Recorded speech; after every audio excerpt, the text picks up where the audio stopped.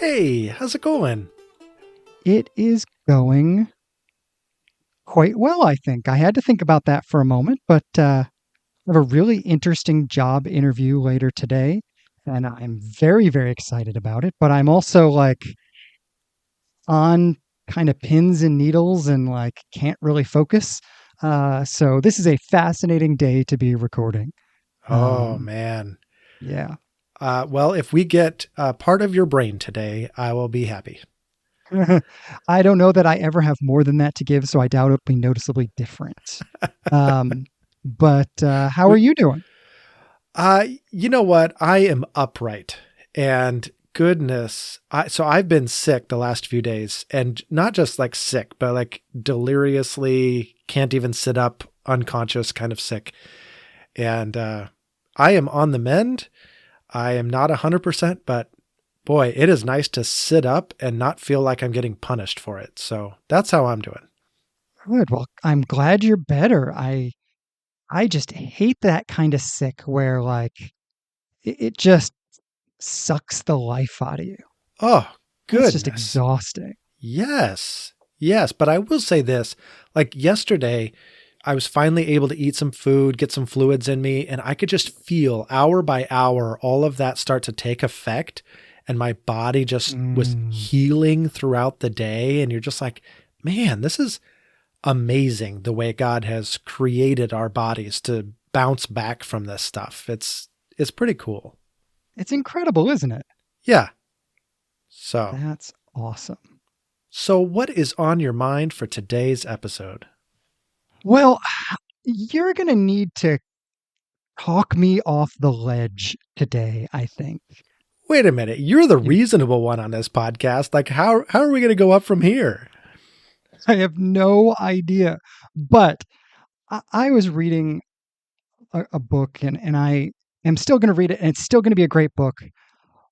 But the setup of the book just drove me bonkers.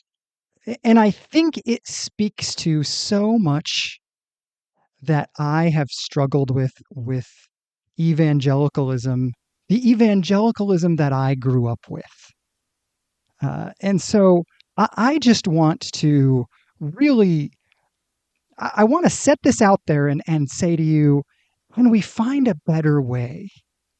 Hmm. Um, and so the book I'm working my way through is Greg Allison's Historical Theology, which I've wanted to read this book for years because as far as I know, it is the only book that takes the various topics that you would get in a systematic theology and devotes a chapter to each one and then walks you through the entire historical development of that particular theological issue, which is a brilliant idea.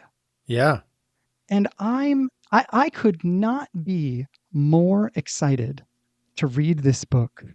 But as I started to read it, one of the most troubling things about the book is that it started off basically by saying one of the most important reasons to know historical theology is so that you can recognize heresy and know how to combat it. Hmm. And I grew up believing that, right? Like, I grew up deeply influenced by the apologetics culture of the 80s and 90s. I read all the apologetics books. But what really struck me is that there is this profound us versus them approach that Allison is taking to his historical inquiry that I think is intriguingly sort of pervasive in the evangelicalism that I grew up in and in many strands of evangelicalism today. And what really struck me and made me deeply uncomfortable with the attitude that says we're right and they're wrong, and we are going to sort of look through history and filter everything based on our theological presuppositions, and we know for a fact that we've got it. And sort of that attitude was this list of people that Allison talks about in the introduction. He has this very interesting quote. He says, "My hope is that the church, and evangelicals in particular, will become as familiar with the giants of the past, Clement of Rome, Justin Martyr, Irenaeus, Augustine, Thomas Aquinas, Martin Luther, Ulrich Zwingli, John Calvin, John Wesley, Karl Barth, as they are with," and then he lists a bunch of modern famous heroes of the faith. Now, this was written well over a decade ago. But listen to this list, as they are with Billy Graham, John Piper, J.I. Packer, Chuck Colson, Ravi Zacharias, Al Mohler, and Mark Driscoll. Mm. Now, even a cursory searching of that list suggests that while there are some outstanding men on that list, first of all, notably, there are no outstanding women on that list. But second of all, and more concerning to me, is that since the writing of this book, one of these very famous men it has become apparent that his entire ministry was mired in sexual scandal. Another one of them is a major player in the Southern Baptist Convention that, since the writing of this book, has been mired in sexual scandal. Two others of the men on this list have both been accused of bullying, at a bare minimum, people in their church and have had to step out of ministry, one voluntarily and one involuntarily. Yeah. I have to think that the antagonistic way that theology is treated is part and parcel with a cultural approach to evangelicalism that gives us exactly this outcome. Yeah. And I don't know, that makes me really uncomfortable. I feel like reading historical theology, I'm reading a historical text that tells me about what evangelicalism was. And I feel like we're on this precipice where either we are going to double down on being that, or we are going to be something else. And I want to be something else. Yeah. Yeah. I mean, I feel like there's two halves to this conversation. One is just sitting with the problem for a little bit and letting us make sure we fully grasp what the problem is, what the scale of the problem is, what the root of the problem is, and then maybe like how to live into something different. Because here's the thing, like I grew up in similar circles, and, theology, good theology, and being able to articulate good theology and protect against heresy was like the gold standard. And there's a part of me that is still very bound to that way of thinking. And I think there are parts of it that are true and good. For instance, Paul even says in Galatians 1:8-9, "But if even we or an angel from heaven should preach to you a gospel contrary to the one we preach to you, let him be accursed. As we have said before, so now I say again, if anyone is preaching to you a gospel contrary to the one you received, let him be accursed." I mean, that's unambiguous, right? You have to follow the true faith that was handed down from Jesus to the apostles and down through the centuries to today. It's not as though every conception of God is equal and every theological conviction is equal. There is truth. We can know something of that truth. We must stand on the truth. Like, I believe all of that. And yet, we as evangelicals have camped out there so strongly that I think we've lost other strands of the faith. Yeah, well, and in the way that we camp out there, I don't think we have, on the one hand, followed the modeling of Jesus in the way he handled people the majority of the time. And we've said this before, but yes, I understand Jesus had some bad things to say about the Pharisees, and I understand that he flipped over tables in the temple. And those are two examples out of 1,000 about Jesus. And if we harp on those two to the exclusion of the way he was 95% of the time, we may have a problem. Well, and I would And contend we might even be misinterpreting those passages themselves, but that's for another day, I guess. sure, no, I think that's a fair thought. And on the flip side, I find myself asking, does the way we have loved the truth been consistent with the fruit of the Spirit? Is it loving, joyful, peaceful, patient, kind, gentle, all those kinds of things? Right. And I don't think has been. That's, like I have this moment. You got to tell me if you remember this. Maybe it happened a lot and you just remembered as a generic thing, but I have a moment where I remember us being in a really kind of heated theological debate right in the cafeteria where we both worked when we were in college. And we were standing right by the line where the dirty trays on the little conveyor belt so that they Uh-huh. could go back to the dish room, whatever. And we were standing there, and to the best of my recollection, we were arguing at the time about how reformed we ought to be. Given the fact that that's the only thing we've ever vehemently disagreed with each other on, that's probably true. Yes. And ironically, I think of you as having stayed fairly in the same basic space on that. And I was at one point far more reformed than you and have somehow ended up far less reformed than you. I corrupted And you.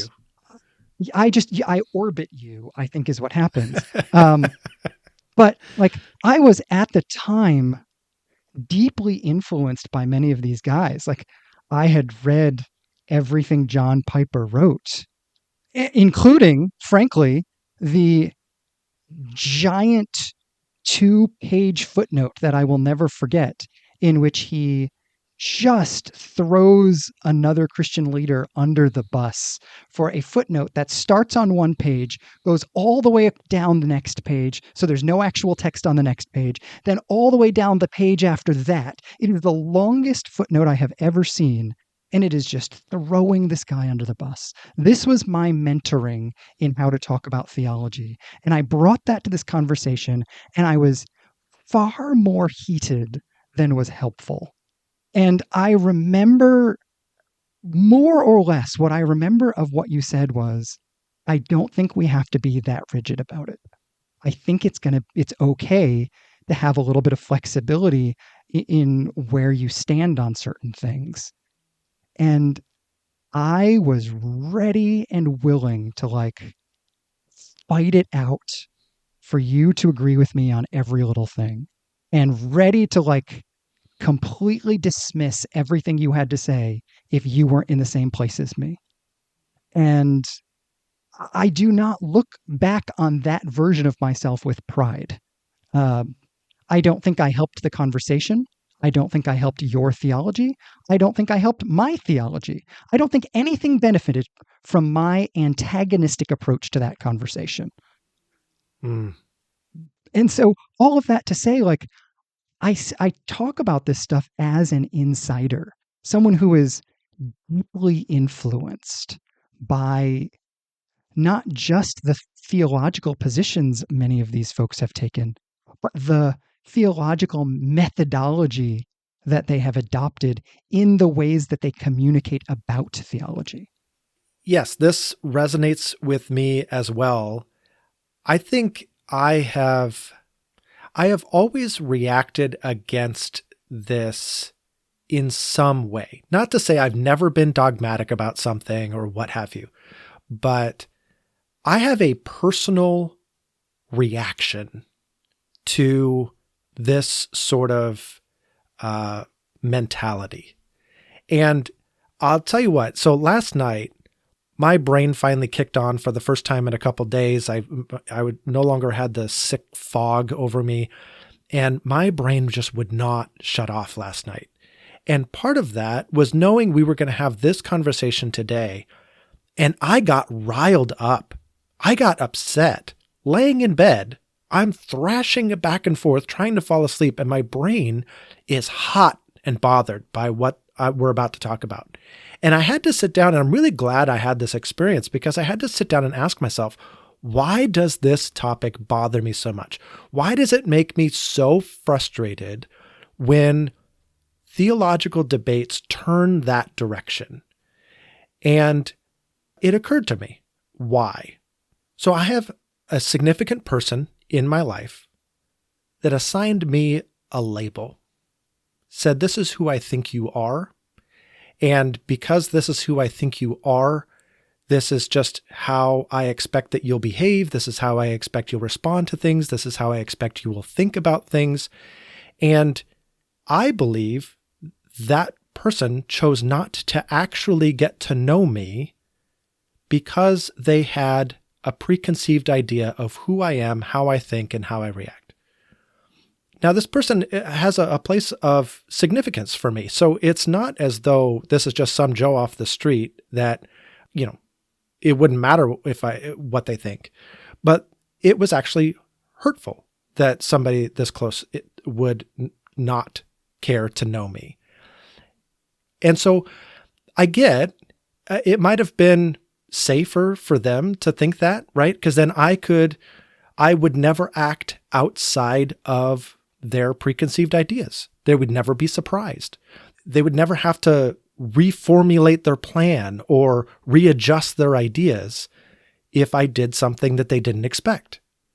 And that's very safe and that's very consistent and there's just no surprises.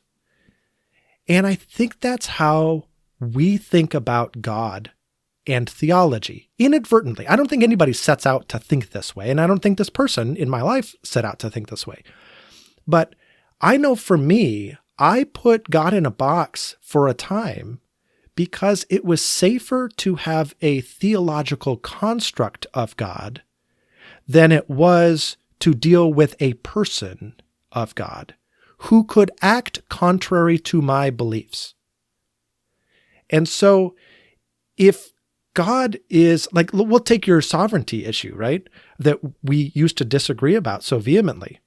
That's a very safe bubble to create. And I'm not saying everybody who, leans more reformed is, thinks this way. I'm just, as an example, it's a very safe theology. God chooses what he chooses. It's all up to him. He does it. I don't have to worry about it. I'm completely depraved. God's in control. It's all him. And that's very safe and comfortable theology. Whether it's true or it isn't true, it just happens to be a very safe and comfortable theology.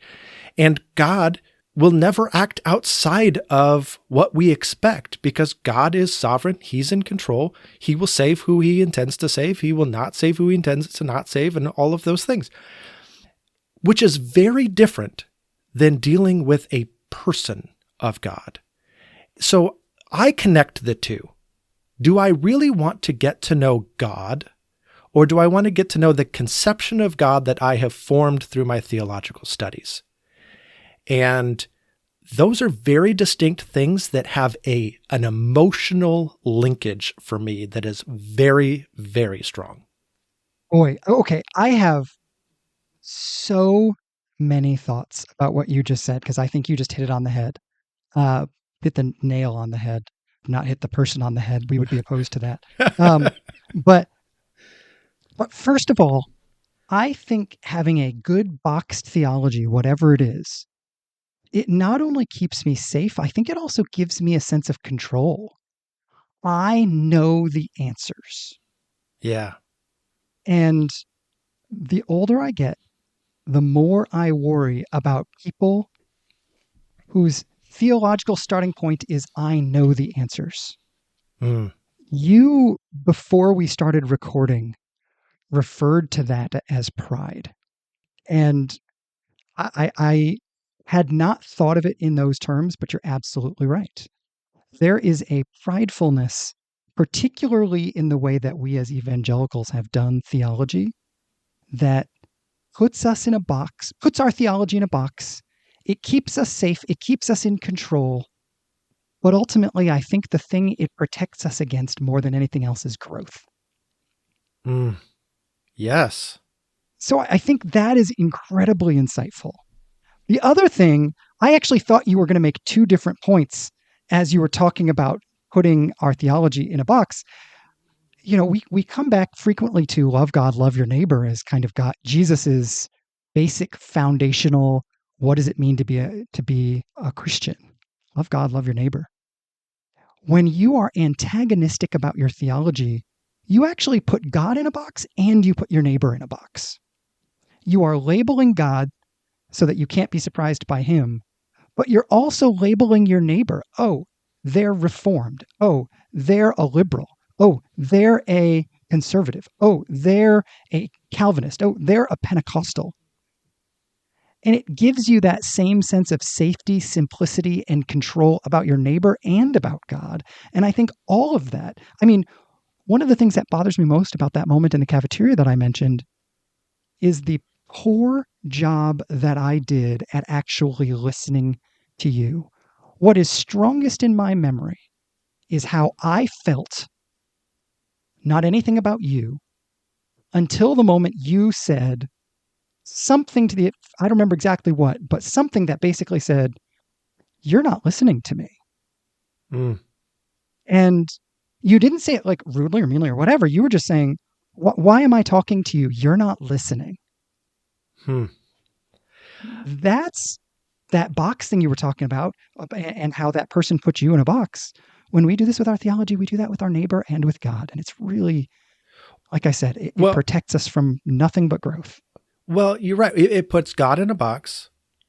We've labeled God and defined him, and he can't surprise us. We've put our neighbor in a box, and that box is labeled wrong. And It's a dismissive box. it is a You're very, absolutely right. yes, which contributes to the not listening, because why would I need to listen to somebody who's wrong? I just need to wait to talk again so that I can convince them that they're wrong. And so we put our neighbor in a box, and then we put ourself in a box, and it's labeled right, safe, and secure. Mhm. And those are very dangerous boxes. They're very categorical boxes. And that's why I think you're right to have said it a couple of times now. What it does is keep us from growth. And I'll tell you what, I'm really surprised by this in the Gospels, right? I think we give the Pharisees a really hard time because they're kind of the bad guys in the New Testament. But we're more like them than we care to admit. And I was translating with John the other day, and we're in the story of the Sadducees coming to Jesus and being like, come on, like you got to admit there's no resurrection, because like, what if there's this guy and he dies and his wife has to marry his brother, and then he dies, and then his wife had to marry the next brother, and that happened 7 times, and now everybody's dead. Now whose wife is he in the resurrection? See, it doesn't make sense, right? This is their theology. This is their theology getting in the way of their growth. And Jesus calls it out right in front of him, and just calls it out for all to hear. He names exactly the problem. This is Matthew 22, verse 29.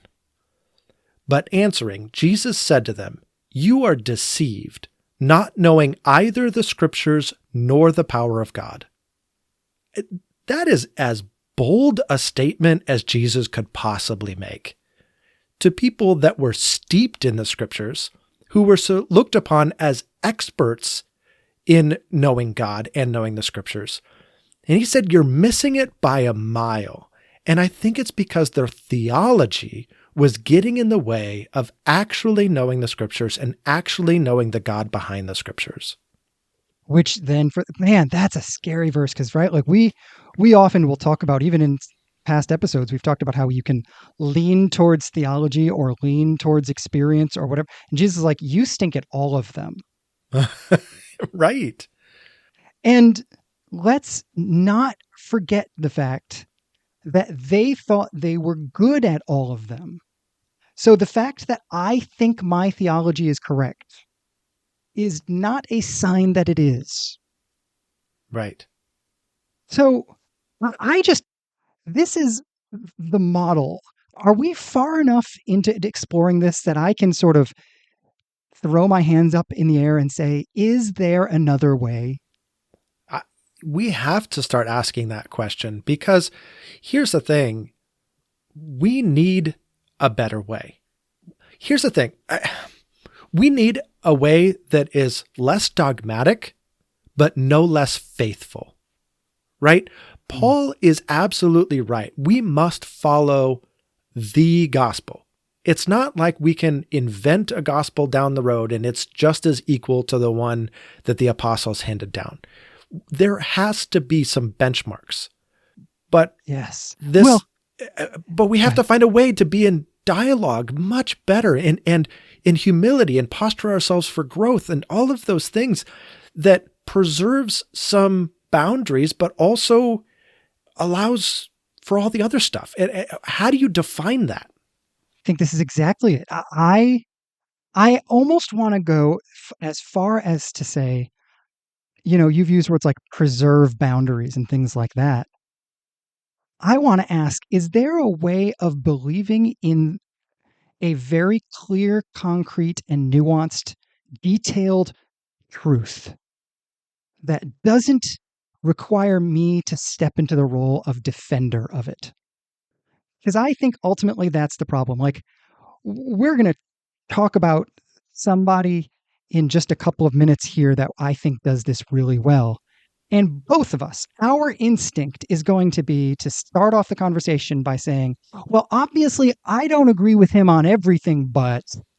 Yes. And that feels to me like we are still in the culture that says, in any conversation, your job is to differentiate truth from lie, to be the expert, to be the person who can correct everybody else, who can prove why you're right and they're wrong, who can be the defender of the truth. And I'm just curious, is that my job? Just because Paul did it in Galatians, and he did it on a very specific, singular issue, does that make it my job in every conversation all the time? And good gracious on Facebook. Well, okay, so I guess, is it my job to be the definer of truth? Absolutely not. Defender. I said defender, not definer. I know. Oh, okay. I'm saying definer of truth. Okay. Am I responsible for theologizing? That is to say, a word about God, and to express what I believe I have learned from the Holy Spirit, learned through the scriptures, learned through the church, learned through conversations with believers, learned through my reading. Is it my job to try to point people in the direction that I think truth lies? Yes, but that does not make me the definer of truth, nor maybe even the defender of truth, but a pointer to the truth? Yes. And so I think that's very nuanced. I get that that could be a confusing line to draw, but I don't think we're in a say nothing position. I don't think we're in a let everything be okay position. That's clearly not okay. And so when we talk about this, I'll just name him. When we talk about Richard Rohr, I think it's absolutely appropriate to say, look, Richard Rohr falls pretty much in the universalist camp. And I don't think a Jesus follower can fall into a universalist camp. And so, see, Sorry, go ahead. I think anyway, I think that that's where I would speak up and I would point that direction. And it sounds like you might disagree a little bit. I disagree vehemently enough, and that I whacked my microphone and it went all over the place. So I had to fix my microphone. Hopefully, it's in the right place now. But I want to at least push back a little bit, is really where I think I land on this. You said, do I need to speak up? Yes. I don't know, again, that that's the biblical model. There are so many proverbs that say things like Proverbs 17:27. The one who has knowledge uses words with restraint, and whoever has understanding is even tempered. I think we feel obligated to right errors. And I don't think believing errors exist puts us in the role of error spotlight. Well, and that's where I think pointing to the truth is very different than correcting all errors, right? If I know that the truth lies in relationship with Jesus Christ and participation in the Trinitarian love of Father, Son, and Holy Spirit, and if I know that you are on that journey and you are heading that direction, I don't need to correct every little doctrinal error that I see along the way. I just need to keep pushing you that direction. I need to keep pointing you to the truth. So sometimes that means I'm going to need to speak up, but I'm not going to need to speak up all the time. But I also think if we're going to introduce a character like Richard Rohr as a positive example, I do think we should qualify what we mean by what is positive about Richard Rohr. I actually think you're right about Rohr, because introducing him in a context like this is a tacit endorsement of him. And I want to temper my endorsements on any level, whether it is, I just want to make sure we're coherent on that, right? I would be careful about introducing Richard Rohr, but before this conversation, if I mentioned John Piper, I'm not sure I would be as careful about nuancing my endorsement. And maybe I need to. So I think that's part of it. But I also think part of it, another piece of it, you said if they're on the road and kind of going in the right direction, another piece of it I think is one of the principles that we have as a family, that, and by we have as a family, I mean I have imposed upon my family, is help is only help if it's asked for. Yeah. If somebody is on any particular spiritual journey, no matter how right or wrong, if I am not on some level invited into conversation, that is a place that I need to be invited to, not an inherent right that I have as a human being who can expend wind.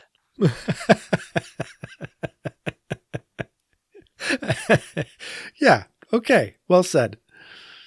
Like I think that's the thing for me is we should never shy away from wrestling confidently and comfortably with the truth. I certainly don't want to fall into the space that I think some liberal traditions fall into of, well, we all generally believe the same thing, so we can have a conversation about it, because that rings hollow to me and doesn't lead to good conversation. We can talk about that a different time. But I do want to honor the fact that an invitation is required. Absolutely. Absolutely. And I was answering your question more honestly for the immediacy of this podcast. Do we need to say what we say about Richard Rohr for this podcast? And I feel like anybody that has clicked play on this has invited our feedback in some manner, right? And so I think we need to be wise in what we say when giving that feedback. I totally agree. I mean, and ultimately, like I said, I think I just want to make sure I'm being nuanced in that. I mean, unless it is inspired by God or written by N.T. Wright, I think we should be careful about making sure we nuance it, right? That was well said. Okay, Thank well, you. with all of that, I'm actually super curious what you want to say in praise of Richard Rohr. Okay, so I frequently read books by Richard Rohr, and I certainly do agree that he leans in the universalist arena in some ways that would require a lot of nuancing. I don't know that he would love me calling him a universalist, but I was recently reading, and I think I mentioned this on the podcast at some point, The Divine Dance, The Trinity and Your Transformation. Hmm. And it is a phenomenal book. But one of the things that I most deeply appreciate is that Rohr, who is in the Catholic tradition, which is far more tied to history than the Protestant tradition is, Rohr comes to church history in a way that I would call hospitable rather than antagonistic. And he comes to even other traditions, whether it is a story from an Islamic mystic or a held piece of wisdom from a Native American source. He comes to truth from any source in a way that offers hospitality to both the person and the idea. Does that make any sense? Because I don't know that I have ever heard anybody talk about theological hospitality before. I love the idea of theological hospitality. In fact, as you're talking about it, I'm just, my insides are singing. We just had a great That might be sermon. because you're still getting over something. That is true. That is true. I didn't say what kind. It is a death metal song that's happening inside of me. Um, no, we just had this great sermon on Sunday by our pastor. He talked about evangelism from Jesus's perspective, which Jesus's mode of evangelism, if you will, was to share meals with people. And my church is called Table Community Church as a result, because we really want to embody what we call intentional feasting for this very same reason. It's this hospitality idea.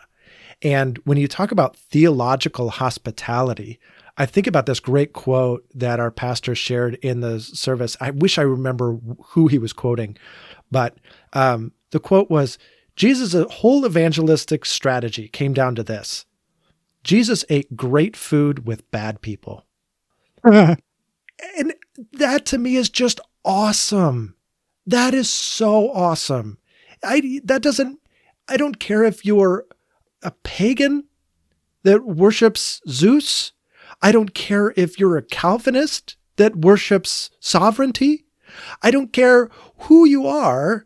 I will sit down and share a meal with you. We will converse. We will, and their idea of sharing a meal was not, all right, let's sit down for 5 minutes together as a family and then let's go up and grab our iPads and split to separate rooms, right? This was hours of sitting around a table, sharing conversation together. This was good food and good wine, and sometimes with bad people. That's just awesome. Well, all the time with bad people, because it was okay for everybody to acknowledge that they were bad. Yes. Right? That's the beautiful thing that happened when Jesus broke through the barrier. Right. Suddenly everybody could admit they were actually on the other side of the barrier and it was okay. Yes. And if we go all the way back to what you were talking about earlier about being in our boxes and our boxes keeping us from growth, it's because God's in a box and he's not going to surprise me. The other is in a box and that's labeled wrong. I'm in a box and it's called safe, right, and secure. And when we sit down at Jesus's table, or when we put an egalitarian table together and we can all just admit we're wrong and God's right, that primes us for growth. Well, and this, to build off this model of the table, Rohr offers a very interesting meta-theological criticism, really the way we're putting our theology together. He suggests that we build our theology more or less in a pyramid shape, with God at the top and everybody else at varying levels below. Does that kind of make some level of sense? Yeah, I'm wondering what accounts for the various levels of each person. So he Rohr's and Rohr is not going to affirm this. So, but he's just more or less the point he's making is God is up, we are down. Sure, maybe priests or pastors or whoever are up more. Maybe holier people like saints are up more. And there's certainly fewer and fewer of those kinds of people the higher up you get. But ultimately, God's at the top. Okay. Yeah. And the primary focus is God is at the top of a pyramid. And he suggests that is actually really how Greek polytheistic theology thought of Zeus. Zeus is at the top and he can do whatever he wants, and we're all just somewhere down the food chain. Coming back to this idea of table, Rohr suggests, and this is what the whole book is based on. The book is really a long meditation on Rublev's icon, the Holy Trinity, Mm, which, yes. if you are listening, feel free to Google that. But if you are picturing a really, really old picture of the Trinity, you're probably picturing the right one. It's quite famous. He suggests that if we see the Trinity as the foundational nature of the universe, the Trinity is best understood as a circle. It is not a triangle where the Father is at the top and the Son and the Spirit are somehow beneath him. Rather, it is a circle where selfless love leads all persons within the Trinity to sacrificially do whatever they can for one another. And that by extension, if that is the nature of the Trinity, that is the nature of reality that we are invited into. We're invited into a reality that is best understood as a circle. There is no point. There is just this ongoing flow of sacrificial love from person to person that never ends. Mm, And if that's the nature of reality, I think that hospitable churches, a hospitable theology, really matches that sense of reality better than what we have been doing. What do you think about that? Because I thought those two images of pyramid or triangle and circle communicate something pretty profound. I totally agree, and I love this idea of circle, especially the interpenetration of the Trinity and us, and how that plays out at the table. Yeah, hospitable theology. I just love it. I think here's the thing. I grew up in circles that would be very uncomfortable with that terminology. And I think it's from what we talked about earlier. There's a lack of control there. I don't get to just say these are the bounds of truth and we're going to live into that and no dissension is allowed, right? It's scarier than that. It's less certain than that. And I think the great fear is that it will slip into apostasy, that it will slip into error. So I think that part of our audience is still going to be very uncomfortable with this idea of hospitable theology. And I wonder if you have something that you would like to say in regards to that fear.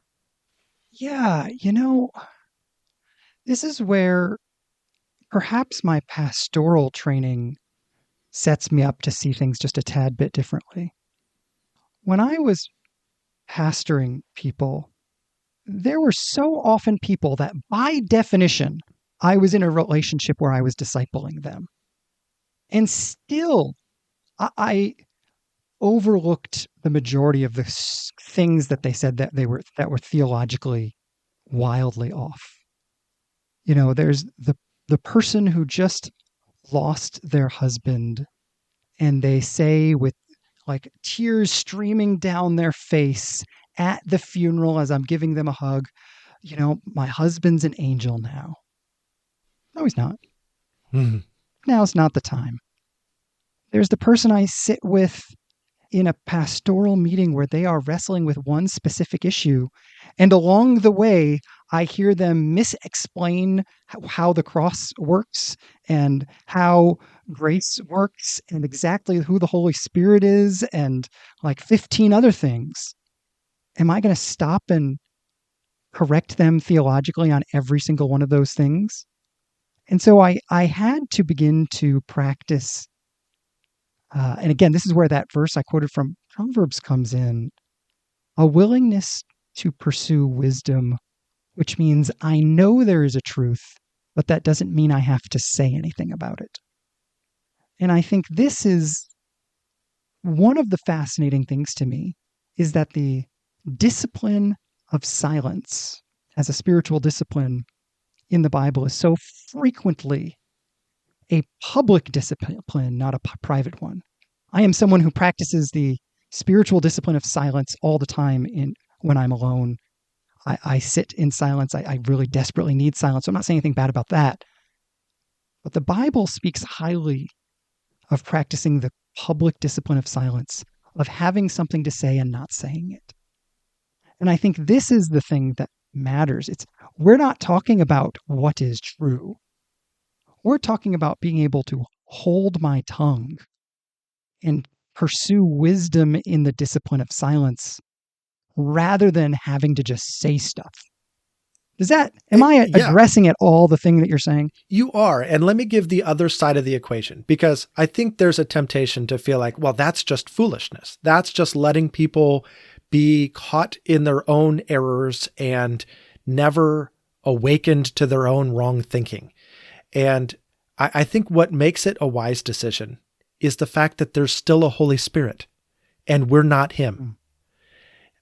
And if we truly believe in the power of the Holy Spirit to convict, the power of the Holy Spirit to apply Jesus' teachings to us, then I think your caution about when to speak and when to remain silent is wise. Absolutely. Well, and there is one of the sneaky things about this approach comes, I guess, again from some coaching. I coach a lot of folks who have ADHD, and one of the things I often tell the folks I coach who have ADHD is, I just want you to know, I'm not going to make any suggestions or give you any advice in the entire time we're working together, unless you absolutely force me to. And they often will say, but don't you know a lot of really good solutions? I'll say, yeah, I know a ton of really good solutions. One of the intriguing character traits of folks who have ADHD is that they have something called oppositional defiant disorder. Whatever you say to do, they just want to do the opposite. So if I tell you to make a list, you're going to want to do anything but make that stupid list. And the fact of the matter is, we all have some level of oppositional defiance. As an aside, I just want to say to my wife, I know it when I said that you were thinking to yourself, no, I don't. And I just want to say my wife may be the single human being who doesn't. But the vast majority of us, if we are told to go left, something in us wants to go right. And when we start fixing people's theology, what we're actually doing is engaging their oppositional defiance. We're turning them, like they're just planting their hooves and pushing back on us, right? They turn it into a tug of war instead of an opportunity to engage. Well, right, because it's not safe to be wrong. It's become adversarial. And in an adversarial posture, it's not safe to be wrong. But with theological hospitality, it is absolutely safe to be wrong. And maybe I'm a little bit more sensitive to the Spirit as a result. Yeah. Yeah. I think this is good. This is more in line. I said earlier, I'm not sure that the model we were offered as teenagers, I'm not sure that it was consistent with the character of Jesus or the fruit of the Holy Spirit. This, to me, feels more consistent with both. Yes, I agree.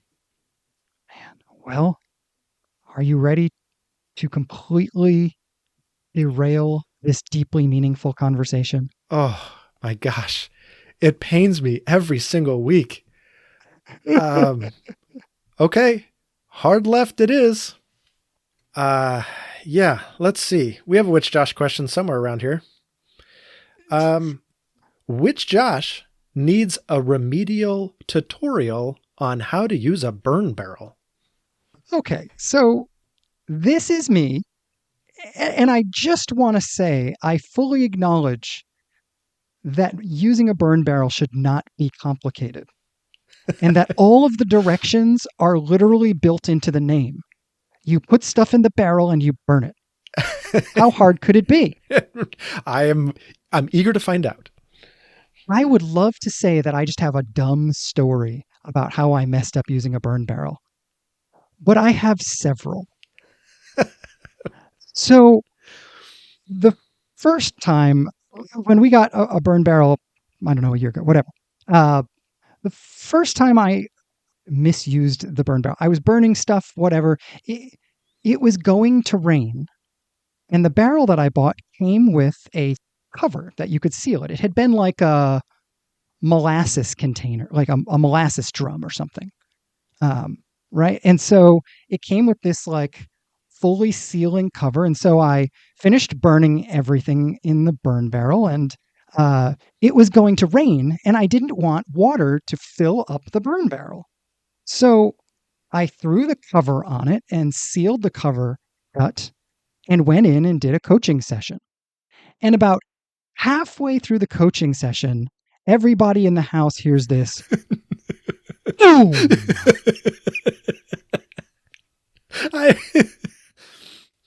This is so good. Yeah, this is where I am clearly too suburban for my own good, because I'm imagining many people know what happened. But as the air from the remainder of the fire inside the burn barrel got burned up, the pressure inside the barrel was significantly less than the pressure outside the barrel. And the barrel literally just got sucked in on itself. The barrel imploded. Mm-hmm. And that's awesome. But now I have a not functional burn barrel sitting next to my other burn barrel. So that happened. And then several months later, again, Rain and I are not friends in this situation. I had thrown some stuff in there. It was misting. It was mostly dry, but I knew it was going to be hard to light. So I was like, you know what? I've done this a bunch of times. I threw a little bit of gasoline in there just to like light it. And I light it on fire, and it just, again, if you've ever lit gasoline on fire, it did what gasoline does when you light it on fire. Mm-hmm. And it literally singed my eyebrows, all of my hair. Like I had like burns on my face, like not horrible burns, but like significant sunburn burns on my face. I was just like, my family almost disbarred me from using the burn barrel because I am clearly not qualified. Oh my goodness. Okay, so you need to look up this short story that is absolutely hilarious, and you'll love the title of it. It is called Poof, No Eyebrows. I have experienced this. I clearly. But anyway, you will relate to this short story very well, and it's beautifully written. All right. Well, I will look forward to reading Poof, No Eyebrows. In the meantime, are we on for next week? We are on for next week. I'm looking forward to it. All right. I will talk to you then. All right. Bye-bye. What? Bye.